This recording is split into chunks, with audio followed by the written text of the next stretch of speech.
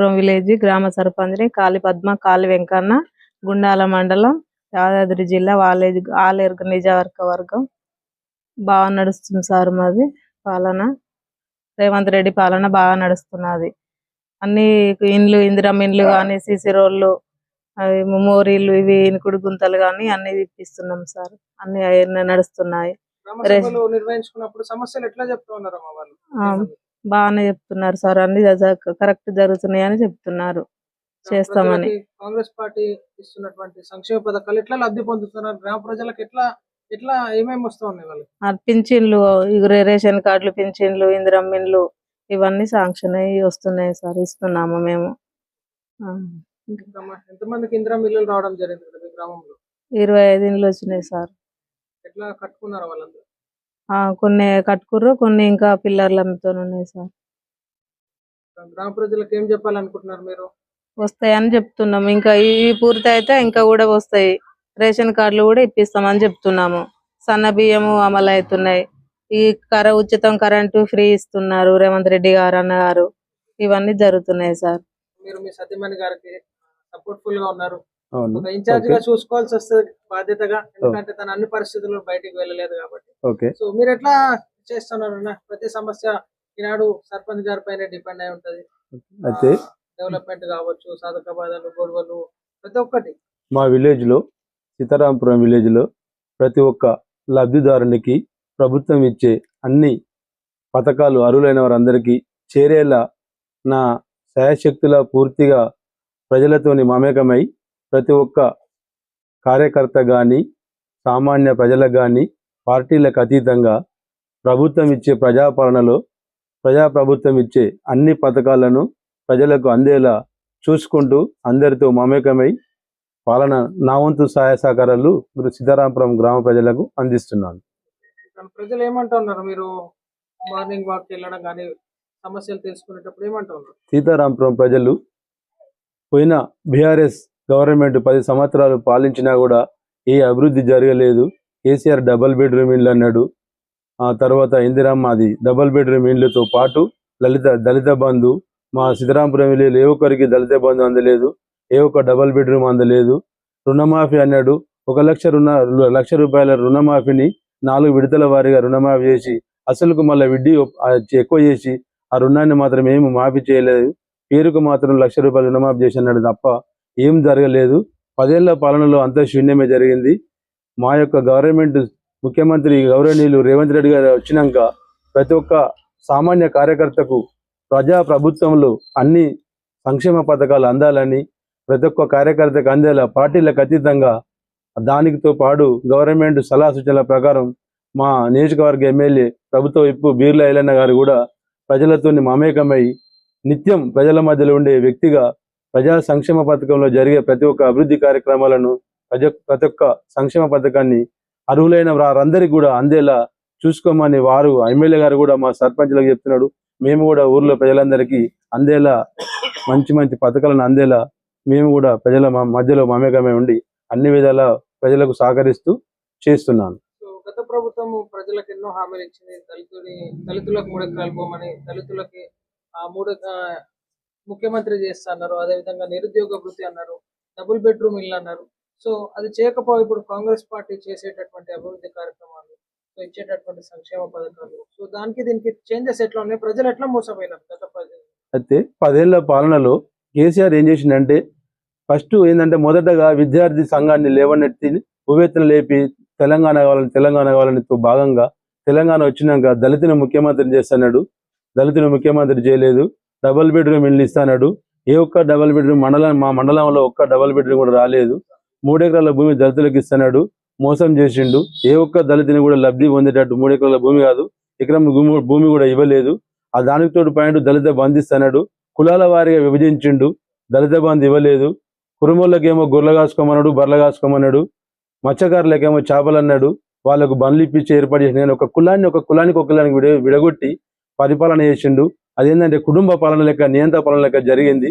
అందుకనే ప్రజలు ఈ బీఆర్ఎస్ ప్రభుత్వం నమ్మక రేవంత్ రెడ్డి గారి ప్రభుత్వమే రావాలి, ఇందిరమ్మ రాజ్యమే రావాలి, ఏదైనా కూడా కాంగ్రెస్ పార్టీతో సాధ్యమవుతుంది అభివృద్ధి అని ప్రతి ఒక్క ఓటరు నాడిలో కూడా అలా మమేకమయ్యేటట్టు కార్యకలాపాలు చేపట్టి ఉవ్వెత్తున, ఎందుకంటే బీఆర్ఎస్ కు ఓటేస్తే బొందలేసినట్టే ఇది తెలంగాణ రాష్ట్రాన్ని మొత్తం అప్పుల కోణంలో ముంచిపోయిందని ప్రజలు మన బీఆర్ఎస్ ప్రభుత్వానికి గుడ్ బై చెప్పి కాంగ్రెస్ ప్రభుత్వానికి బ్రహ్మరథం కట్టారు.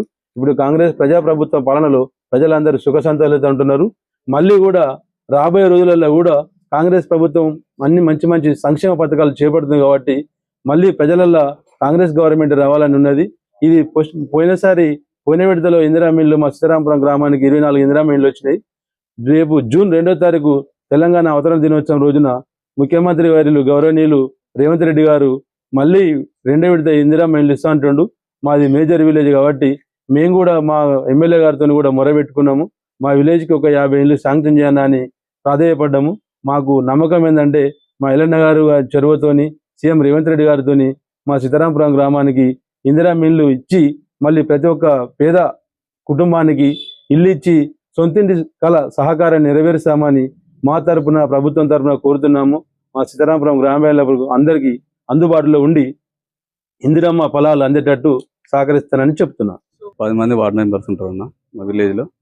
ఏ సమస్య ఉన్నా ప్రతి ఒక్కరు ప్రజలు ఎవరున్నా ఈ వార్డు మెంబర్లకు చెప్పడం జరుగుతుంది. వాళ్ళు ఏదన్నా ఎమ్మట వచ్చి గ్రామ పంచాయతీలో చెప్పడం జరుగుతుంది. సర్పంచ్ గారికి లేదా ఉప సర్పంచ్ ఇద్దరిలో ఎవరు చెప్పినా మేము మాకు చెప్పినా నేను చేపిస్తున్నా, సర్పంచ్ గారు చెప్పినా సర్పంచ్ గారు చేపిస్తారు. వాళ్ళకి చెప్పడం ఒకటే, ఏ సమస్య ఉన్నా ఇప్పుడు డైరెక్ట్ గా మాకాడ ఒకవేళ మేము అందుబాటులో లేకున్నా ఉన్న వార్డు మెంబర్ చెప్పినా కానీ వార్డు మెంబర్ గారు కూడా వెళ్ళి పనులు చేపడం జరుగుతుంది. ప్రజలంతా సంతోషంగా ఉన్నారన్న ప్రతి ఈ 2.5 సంవత్సరాల పాలనలో మా ఊర్లో గ్రామ ప్రజలు అయితే ఆనందంగా ఉన్నారు. ఎందుకంటే మాకు వచ్చిన ప్రభుత్వ పథకాలు కానీ ఇందిరా మిన్లు, ఉచిత కరెంటు డెవలప్మెంట్ కి చెప్తున్నారు. ప్రజలు చెప్పే ఇప్పుడు ఒక ఊర్లోకి ఇది చేయాలి అని చెప్పినప్పుడు గ్రామ సభ పెట్టుకోవడం జరుగుతుంది. గ్రామ సభ పెట్టినప్పుడు వాళ్ళు చెప్పడం జరుగుతుంది. దాన్ని మేము తీర్మానం చేసుకొని చేయడం జరుగుతుంది. ఆ పనులను ఏ పనులను డెవలప్ చేయాలని ఏదైనా సమస్య ఉంటే అందరం కలిసి మాట్లాడుకొని అత్యవసర మీటింగ్లు ఏమైనా పెట్టుకున్నా అత్యవసర మీటింగ్ పెట్టుకొని కూడా వర్క్ చేసుకోవడం జరుగుతుంది. గతంలో మీ ఇల్లు ఎట్లా ఉండే, ఎట్లా ఇబ్బంది పడ్డారు? ఇప్పుడు ఇందిరా మిల్లు ఇంత చక్కగా మంచిగా కట్టుకున్నారు కదా, ఏమనిపిస్తుంది సార్? అంత ముందు మాది పెంకిల్లు. ఒక 10 years నుంచి వెళ్ళి అది కురుసుకుంటా చేసుకుంటా చాలా ఇబ్బందులు పడ్డా. నీళ్లు కూడా ఊరే ఎత్తిపోసేసారు. వర్షాలు పడతాయి చాలా ఇబ్బంది పడ్డారు. చాలా ఇబ్బంది పడ్డా. నేను మేస్త్రినైనా కట్టలేకపోయినా సార్. డబ్బులు ఆర్థికంగా ఇబ్బంది ఉండే. కానీ ఆ రేవంత్ రెడ్డి సార్ ఆయన కడుపులో కూడా ఆయన ఇల్లు ఇవ్వడం వల్ల ఇవాళ మాకు ఇల్లు కట్టుకున్నాం. బీఆర్ఎస్ ప్రభుత్వం 10 ఏళ్ళు పరిపాలన చేసింది, ఇప్పుడు కాంగ్రెస్ చేస్తుంది. మీ ఉద్దేశం ఏంటి? ఎట్లా ఉంది? బీఆర్ఎస్ ప్రభుత్వం ఉన్నప్పుడు ఎన్నిసార్లు దరఖాస్తులు అవకాశం పెట్టినా ఎప్పుడు రాలే. ఆ కాడించాలి ఇప్పుడు ఈ మార్చాలనే ఉద్దేశంతో ఈ ఊర్లో కూడా సగానికి ఎక్కువ మారింది. ఉండి దాని నుంచి ఏంటంటే కావాలన్నప్పుడు ఆ ఇందిరా మిల్ల గురించి కేసీఆర్ ప్రభుత్వంలో 10 సంవత్సరాల కూడా ఎవరికి మండలంలో కాదు ఎక్కడ కూడా రాలే. ఇప్పుడు వచ్చిన దానికి మాత్రం పెట్టుకున్న వాళ్ళకు మంచి చెడ్డని అంత నిరుపేదలకే వచ్చినాయి. మొత్తం మీద ఎట్లా ఉంది మీ గ్రామంలో? నిరుపేదలకు ఇల్లు రావడంతో ఎట్లా మంచిగానే ఉన్నది, మంచిగానే నడిచింది. బిల్లులు కూడా ఇస్తున్నట్టు ఆలస్యం కూడా ఏం చేయలే. మీకు ఇలాంటి పెంకుటిల్లు ఉండే, ఇప్పుడు ఇందిరా మిల్లు కట్టుకున్నారు కదా, ఎట్లా ఉంది? మాకు ఇందిరా మిల్లు వచ్చేపటికే ఈ రేవంత్ రెడ్డి గారు మాకు సాయం చేసిండు. నేను ఇల్లు కట్టలేకపోదు సారు. ఆయన సాయం చేసి నాకు ఇల్లు నిలబడ్డది. నీళ్ళల్లో వరదల పోతుంటే నేను ఏండ్ల పడంతరం కట్టలేకపోయినా. ఆయన వచ్చిండు కాబట్టి సపోర్ట్ గా నిలబడ్డాడు కాబట్టి నేను ఆ ఉద్దేశంతో ఇల్లు కట్టుకున్నా. రెడ్డి గారు మాకు మొదటి నుంచి మేము కాంగ్రెస్ ప్రభుత్వం వల్ల కాంగ్రెస్ పార్టీలే ఉన్నాం. ఇక ఆయన కేసీఆర్ వచ్చిన కాంచెల్లి కొన్ని రోజులు 10 సంవత్సరాలు పోయింది. మళ్ళీ ఇప్పుడు అప్పటి ప్రభుత్వమే మళ్ళీ వచ్చింది. ఇప్పుడు మేము అంతా కాంగ్రెస్ పార్టీలే ఉన్నాం. కాంగ్రెస్ ప్రభుత్వమే మాకు మంచిగా ఉన్నది. కాంగ్రెస్ ప్రభుత్వం వచ్చినందుకు మంచిగానే అనిపిస్తున్నది. మేము ఇంత ముందుకు పెంకటింట్లో ఉన్నందుకు ఆ కోతులు దునికి అంత వర్షానికి కురిసి ఇబ్బందులు పడ్డాం. మా పిల్లలు మేము చాలా ఇబ్బందులు పడి కాంగ్రెస్ ప్రభుత్వం వచ్చినప్పుడు వస్తుందని వెయిట్ చేసి అందుకే ఇన్ని రోజుల దాకా ఇల్లు లేక ఇబ్బంది పడి ఉన్నాం. మాకు చాలా మంచిగా అనిపిస్తుంది. కేసీఆర్ ఉన్నప్పుడు ఇల్లు ఇయ్యలే, ఏమి ఇస్తున్నారు కదా, ఇయ్యలే ఈ ప్రభుత్వం వచ్చినాక పెట్టినా. పెడితే సరే అని వచ్చింది సారు. నాకు కన్న తండ్రి వాళ్ళకి అన్నోళ్ళుగా నాకు అన్నదమ్ములు లేరు, అక్కలు లేరు సారు. రేవంత్ రెడ్డి గారు నాకు మంచిగా అనిపించింది సారు. నాకు రేవంత్ రెడ్డి ఇల్లు ఇచ్చిందని నాకు సంతోషం అనిపించింది. నాకు మా అన్న అనిపిస్తుంది అన్న సారు. మా అన్న నాకు తోడ పుట్టిన అన్నలాగా తండ్రి లాగా మా తండ్రి అనుకో తండ్రి వాళ్ళుగా మాకు నిలబడ్డాడు. భుజం వాళ్ళుగా నాకు భుజం మీద మంచిగా ఉన్నట్టు అనిపిస్తుంది నాకు సంతోషం మంచిగా అనిపించింది, సంతోషం అనిపించింది సార్. ఇప్పుడు ఓకే. మాకు ఈ ఇల్లు లేక పెంకటి ఇల్లు వెనకటి తాత లాంటి ఇల్లు ఉండే, ఉమ్. అది ఒక దిక్కు కూలిపోయింది, ఒక దిక్కు కూలిపోయింది. ఇక అటో ఇటో అప్పుడు వస్తుంది అన్నారు, మొత్తం కూలిపోయింది. ఉమ్. సాఫ్ చేసిన ఇల్లు వస్తుంది అంటే సాఫ్ చేసినా రావట్లే, రాక గంటల కిరాయికున్నాం 3 ఏళ్ళు. నల్ల 3 ఏళ్ళకు కూడా రాలే, 4 ఏళ్ళు అయింది. 4 ఏళ్లకు ఈ కాంగ్రెస్ ప్రభుత్వం వచ్చినాక బీఆర్ఎస్ ప్రభుత్వంలో ఎందుకు పట్టించుకోలే మరి మిమ్మల్ని? ఎవరు పట్టించుకోలేదు సారు. అయినోళ్ళు ఉన్నోళ్ళు అన్నట్టే పెట్టుకున్నారు. రేవంత్ రెడ్డి వచ్చాక ఎట్లా మారింది ఈనాడు నిరుపేదలకి?